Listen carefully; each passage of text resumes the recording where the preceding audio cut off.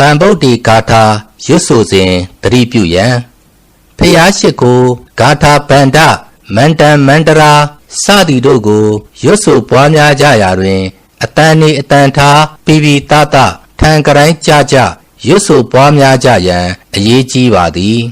သို့မှသာဆူရှာထက်မြက်သောအာနိသင်ထက်တကိုးထက်မြက်လေသည်ဟုဆရာသခင်ပညာရှင်များအမိန့်ရှိကြပါသည်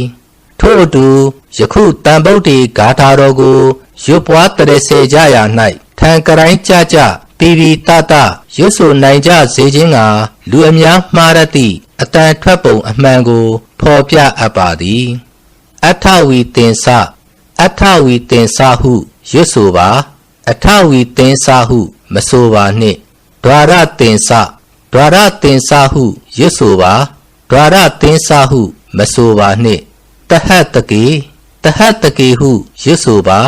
တဟတကေဟုမဆိုပါနှင့်ပင်စတတ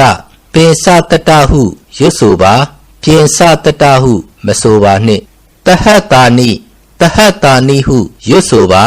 တဟတာနိဟုမဆိုပါနှင့်တိရတာတိရတာဟုရွတ်ဆိုပါ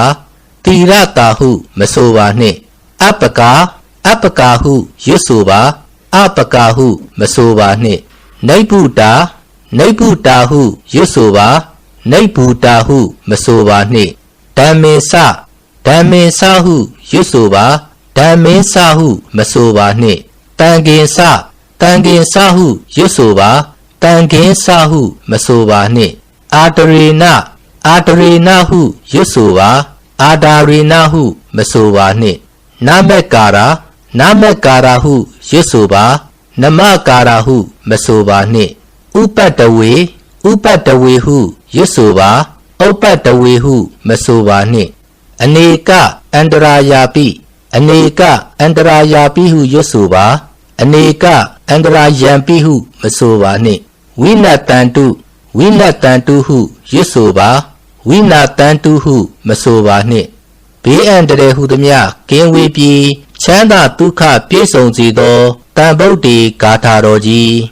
တန်ဗုဒ္ဓေအထဝီသင်္စဒွါရသင်္စတဟတကေပင်စတတတဟတာနိနမာမိတိရတာမဟံအပကာဝါလုကာဂင်္ဂာအနန္တာနိဗ္ဗုတာစိနာတေတံဓမ္မေစတံကင်္စအာဒရေနနမမဟံနမေကာရာနုဘဝေနဟိတဝါတပ်ပေဥပတ္တဝေအနေကအန္တရာယာပိဝိနတန္တုအတေတတော